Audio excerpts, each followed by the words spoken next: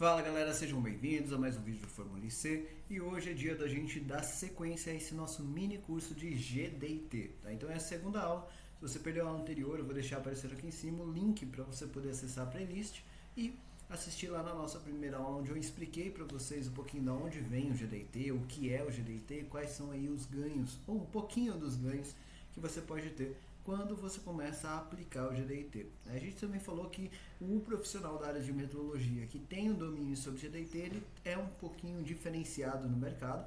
É lógico que o GDT não é uma coisa nova, ela nasceu lá na década de 40, mas ainda tem muito profissional que não sabe trabalhar ou não sabe interpretar GDT de forma correta, tudo bem? Então, hoje a gente vai começar aqui por uma visualização da nossa apostila do curso de Desenho Técnico Mecânico e GDT, tá? Lembrando, eu não vou disponibilizar essa apostila, eu vou utilizar aqui como referência para essa nossa aula, um trechinho dela, porque essa é a nossa apostila lá do nosso curso, tá? Se você quiser saber mais sobre o nosso curso, a gente inclusive está com vagas abertas agora para a turma de outubro, se não me falha a memória, tá? Então é uma turma de sábados ao vivo que a gente pode... aí sim a gente vai falar sobre todos os detalhes, desde lá do desenho técnico mecânico até o final do GDT. Por exemplo, aqui a gente está na página 32 da nossa apostila, quando a gente começa a falar desse detalhamento do GDT. Tudo bem?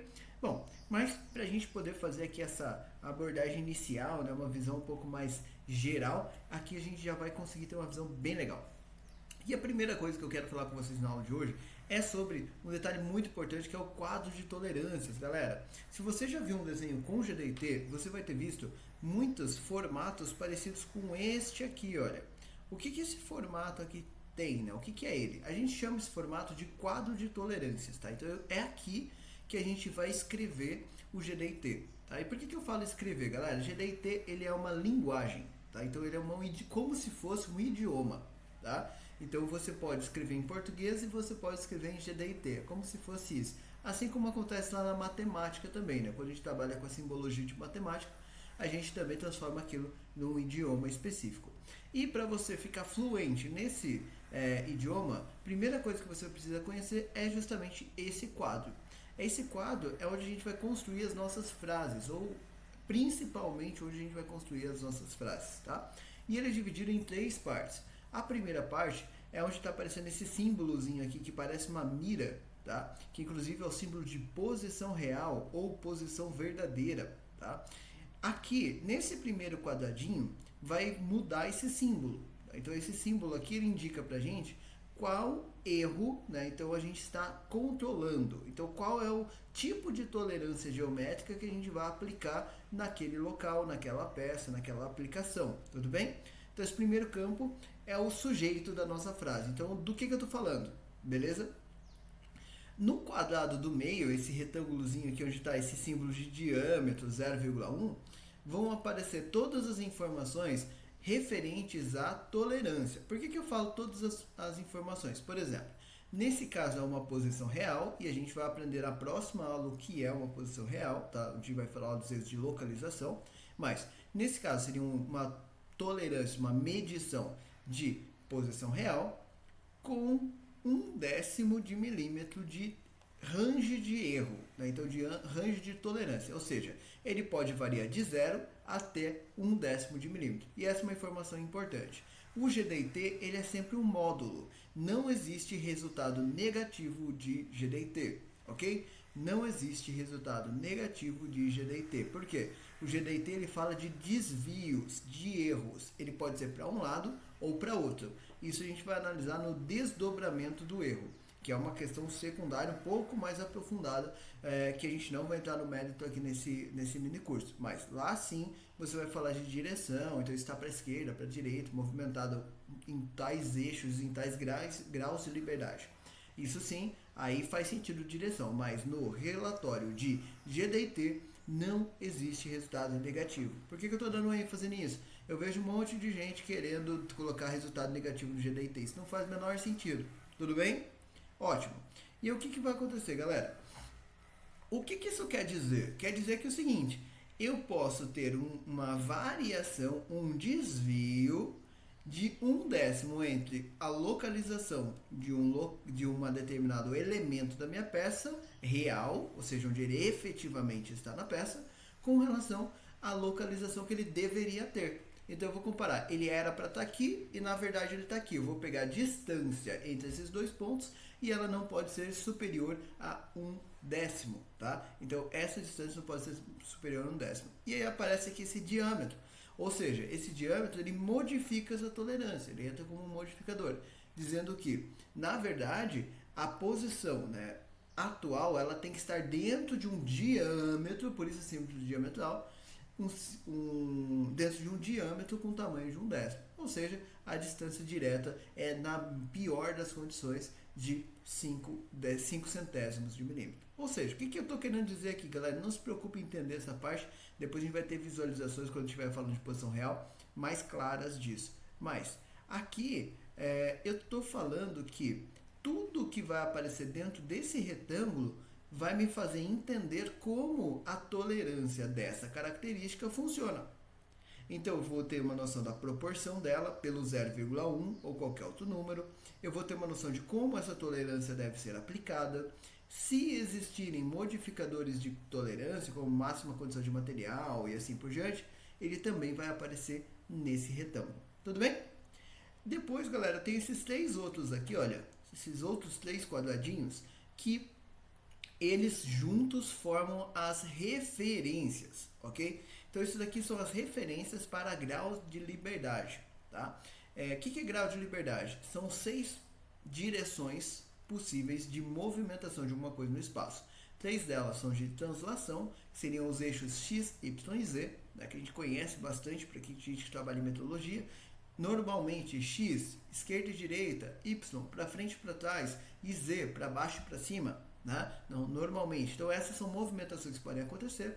E outras 3 que são rotacionais, né? Que seriam os giros em cima desses eixos, que seriam os graus U, V e W. Tá? Então, esses graus de liberdade, eles podem ser travados a partir, ou são travados a partir dessas referências aqui, ok?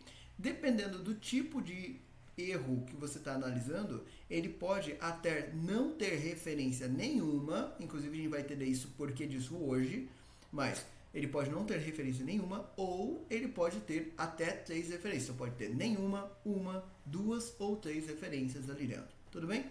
Dentro aí de condições específicas para construir a situação que você precisa para aquele processo, para aquele elemento específico da peça. Tá? Então, essa é a primeira coisa que você precisa entender, é se familiarizar com esse item específico, ok? Ótimo. Aí, o que a gente vai fazer aqui, galera? Então, uma vez que a gente entendeu essa questão de quadro de tolerância, agora a gente pode começar a falar sobre o próximo passo, que são os erros que a gente tem dentro do GDIT. Tá? Então, primeiro grupo, que é o nosso assunto real de hoje, são os erros de forma. Tá? Então, hoje a gente vai falar aqui dos erros de forma. E a gente tem 4 erros de forma previstos pelo GDIT, independente da norma que você estiver falando. Tá? Então, eu tenho retilineidade, que nada mais é do que avaliar uma superfície e dizer o quão reta essa superfície é. Então eu vou analisar uma superfície, vou fazer uma medição e vou dizer o quanto ela é reta, ok? Simples assim, tá? Planicidade, muito parecido. Eu vou analisar uma superfície, agora com a terceira dimensão, e eu vou dizer o quanto ela é plana. Então olha que fácil de lembrar, galera. Retilineidade, o quanto uma superfície é reta, quanto um eixo é reto, ok? Planicidade, o quanto uma superfície é plana, o quanto um plano é plano, de verdade. Por quê? Teoricamente, todo eixo deveria ser reto, todo plano deveria ser plano, obviamente. Porém, nós sabemos que existem as variações de produção e, por conta disso, a gente precisa, em muitas situações, fazer esse tipo de controle. Por quê? Esses elementos eles têm um impacto direto em várias questões com relação ao nosso produto, como montabilidade, desempenho, desgaste, aquecimento, magnetismo e por aí vai embora, ruído, né? E por aí vai embora. Tá? Então tem vários motivos pelos quais eu preciso analisar essas condições. Circularidade, o quanto um círculo é circular. Olha que simples. Cilindricidade, né? O quanto um cilindro é realmente um cilindro, quão perfeito é um cilindro. Faz sentido? Então, galera, o que vai acontecer aqui? Se você pensar nesse grupo aqui, você está falando dos desvios básicos dos elementos. Como assim, Lucas? Desvio básico de um elemento? Não entendi. Imagina o seguinte, imagina que você tem lá uma peça que tem uma superfície plana, por exemplo. Quando você mede a planicidade daquilo, digamos que é o mínimo que aquela superfície deveria atender. Lógico que dentro de uma tolerância especificada no processo. Por quê? Onde isso é importante? Por exemplo, imagina um parafuso. O parafuso ele tem uma face de contato, tanto na peça onde ele vai ser aparafusado, quanto da própria flange desse parafuso, da cabeça desse parafuso, se for um parafuso sem flange. Se você não tiver uma boa planicidade ali, isso pensando no item plano, ele vai ter dificuldade de manter o seu torque. Você vai apertar aquele parafuso e ele vai se soltar. Por quê? A superfície de contato dele não gera o atrito necessário. Olha que importante isso, né? Principalmente se você estiver falando de alguma coisa que tem vibração. Então, quanto maior o atrito, lógico que tem outros fatores relacionados.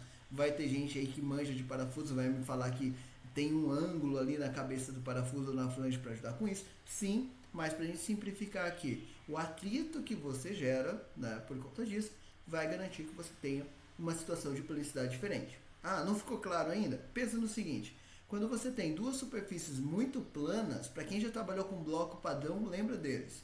Quando você tem duas superfícies muito planas e você pressiona uma sobre a outra, principalmente se você gerar vácuo, o que acontece? Elas grudam.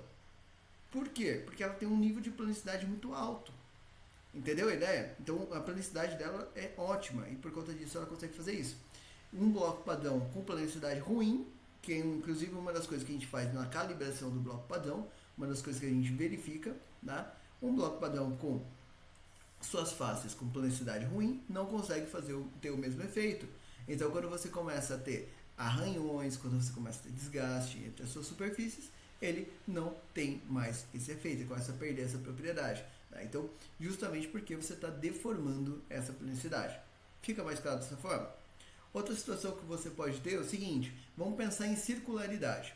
Vamos pensar num furo por onde vai passar um parafuso. Ok? Então eu tenho o furo, vai passar o parafuso por ali. Uma coisa é você controlar o diâmetro desse furo. Tá? E aí se eu for lá e medir o diâmetro dele, ele pode até ter um diâmetro médio, ok. Mas imagina que por algum motivo, por alguma falha de fabricação, ele ficou oval ou ele ficou uma elipse.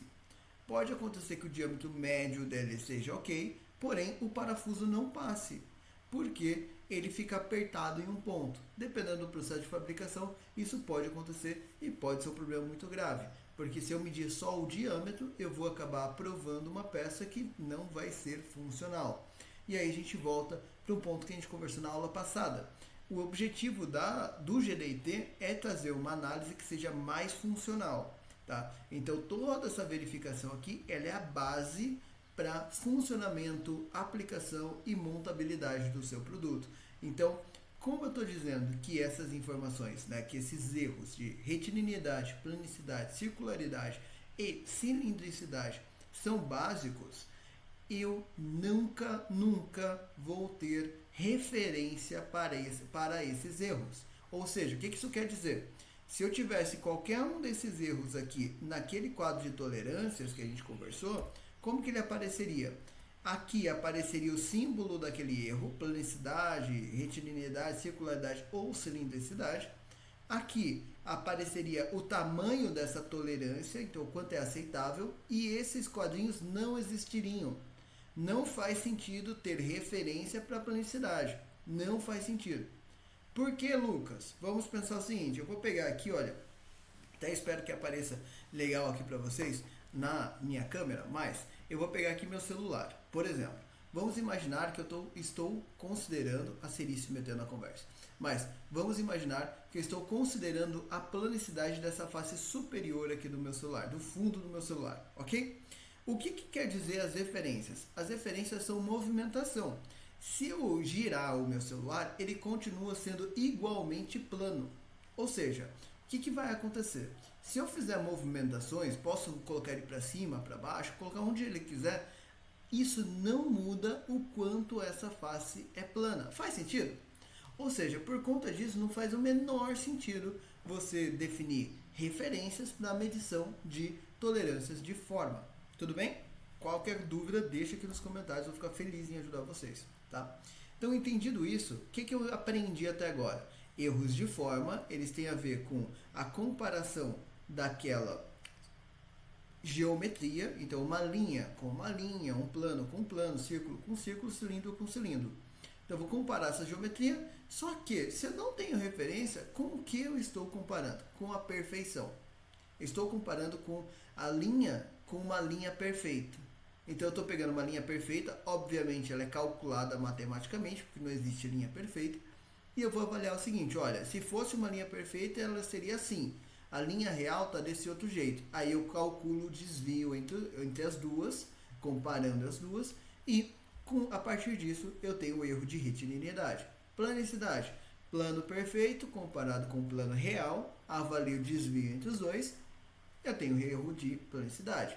Circularidade, círculo perfeito, comparo com o círculo real e eu tenho o meu erro de circularidade.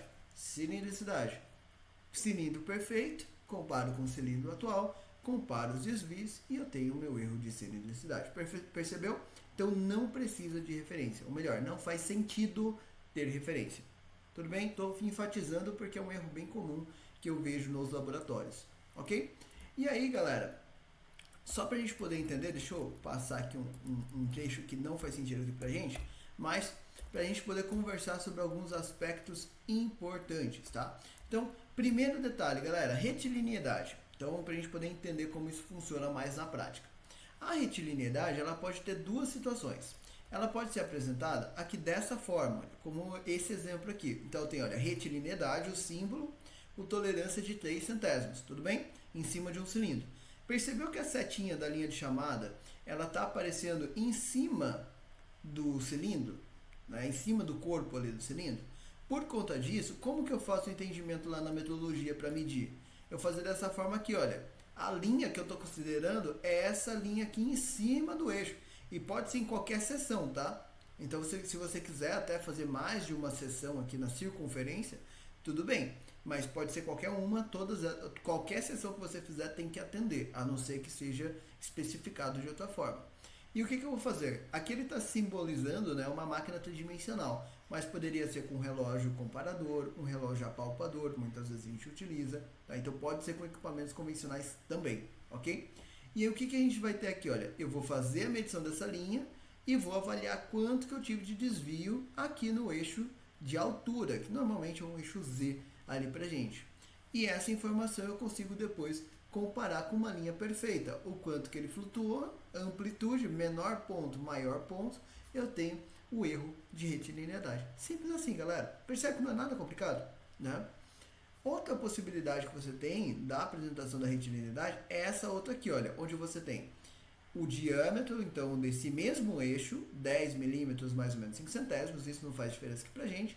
Retiliniedade, com mesma tolerância de 3 centésimos, e apareceu esse Mzinho aqui, que é um modificador de bônus de tolerância, assunto para uma outra aula, tá? Mas ele muda a tolerância aqui do 3 centésimos de forma dinâmica. E o que vai acontecer? Nessa situação aqui, a gente vai fazer justamente o seguinte, olha, o entendimento muda um pouquinho. Agora, a minha tolerância é aplicada no centro do cilindro. Então, eu vou pegar um eixo imaginário, que é formado pelo centro desse cilindro, né, desse eixo, e eu vou aplicar a tolerância num formato circular, ok? Então, agora ela virou um cilindro de tolerância. E o tamanho desse cilindro de tolerância vai ser justamente aqueles 3 centésimos, adicionando o bônus gerado pela máxima condição de material, que é esse Mzinho aqui. A gente pode até falar em outro fórum sobre como ele funciona em específico. Tudo bem? Então, olha que simples, galera. Apresentou na parte superior, eu devo medir na parte superior. Apresentou sobre o diâmetro, eu devo medir sobre o diâmetro. Simples assim, ok? Planicidade ou a planeza, dá na mesma. Normalmente hoje em dia a gente chama de planicidade, mas a galera mais antiga chama de planeza. Ele vai aparecer também com dois casos, muito parecido, olha. Então eu posso indicar a planicidade. Planicidade, 3 centésimos em cima dessa superfície. Como que mede isso? eu vou pegar lá a minha medição e vou fazer um mapeamento, uma varredura, uma medição de toda a superfície. Se fosse linearidade, seria uma reta só. Aqui não, aqui eu vou mapear a superfície inteira, ok? E aí eu vou avaliar também o desvio. E aí como que isso vai ser apresentado? Olha, eu vou ter o planinho vermelho, é o plano que ele mediu. E aí ele tem a variação aqui, olha. As linhas azuis representam o plano de tolerância. Quando que a peça está reprovada? Quando a linha vermelha estiver fora da linha azul. Simples assim. Inclusive, a maioria dos softwares que fazem medição de GDT, eles apresentam gráficos muito parecidos com essa visualização aqui, para que você tenha uma visualização bem prática de qual é o ponto exato onde você teve esse desvio. E esse também é um benefício bem legal. Quando você faz a medição manual, pensando ali no CDT, né, na cartesiana, como a gente explicou na aula passada, você precisa ter um técnico com condições de fazer essas verificações, essas adaptações ali por conta, né? Então consiga analisar isso de forma mais manual também. Agora, com o GDT, isso fica mais prático, porque ele já é feito pensando nesse tipo de comparação, ok? Segundo tipo de comparação que você tem é esse outro aqui, olha, que você pede a planicidade em cima da largura que você tem entre as duas superfícies. Qual que é a diferença de entendimento? Agora eu estou falando sobre a planicidade do plano médio entre as duas superfícies. E aí a regra é a mesma. Eu vou abrir ali um plano de tolerâncias, vou medir o meu plano teórico. E em cima desse plano teórico, eu vou calcular qual que é o desvio que eu tenho. E novamente, pode ser aplicado ali ao bônus de máxima condição de material quando ele for pertinente. Tá? Quase todas as vezes nesse caso. Ok? Então, isso daqui é uma coisa muito bacana. Percebe que planicidade e retilineidade não muda muita coisa. Só muda que um é uma linha só e o outro você faz o mapeamento da região inteira. Ok? Circularidade, galera. Mais fácil ainda, para ser bem sincero. Você vai apontar ele dessa forma. Então eu tenho... E aqui só tem um caso. Nos outros tem duas variações. Aqui só tem uma. Então eu tenho a circularidade de 3 centésimos. Como é que eu faço isso? Eu vou prender essa peça ali de forma que ela possa girar, ou vou fazer de forma que a minha máquina meça, caso eu esteja num circularímetro ou numa máquina tridimensional, e vou fazer aqui uma seção, olha. Vou fazer um círculo ali e vou analisar como é que está o desvio de raios desse círculo.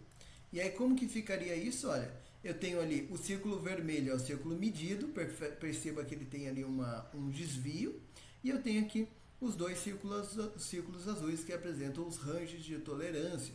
E em cima desses ranges de tolerância, você consegue ter um desdobramento para cálculo e apresentação de quais são os pontos de maior e menor desvio dentro do seu produto, dentro da sua região. E aí, lógico, a distância entre os dois círculos azuis é justamente o tamanho da tolerância. Então, quanto maior a tolerância, mais fácil fica de você aprovar sua peça, o que faz todo sentido para a gente também. Beleza, galera? E cilindricidade é quase a mesma coisa. Cilindricidade eu vou ter o mesmo tipo de apresentação, só que ele vai ter várias seções. Então antes eu fazia um círculo só. Agora ele até está mostrando aqui como uma espiral, pode ser espiral, pode ser várias seções circulares, tá? Aí da forma que ficar mais adequado para você, mas pegando todo o corpo do eixo. E aí o que eu vou fazer? Eu vou analisar ela inteira, olha. Então agora eu não faço mais só uma seção, eu faço uns 2 cilindros de tolerância. E dessa forma o entendimento é exatamente o mesmo. Eu preciso ter apenas todos os pontos coletados dentro dessa tolerância. Mas o software já facilita a nossa vida, porque ele apresenta tanto a visão gráfica, caso seja necessária, quanto o resultado já de amplitude, já calculado para você de forma bastante tranquila, bastante direta. Galera, eu espero que vocês tenham gostado dessa nossa aula para falar dos erros de forma. Na terceira aula desse mini curso, nós vamos falar um pouquinho sobre os erros de localização, que talvez sejam os mais famosos dentro do GDT. Beleza, galera? Eu fico por aqui. Nos vemos na nossa próxima aula.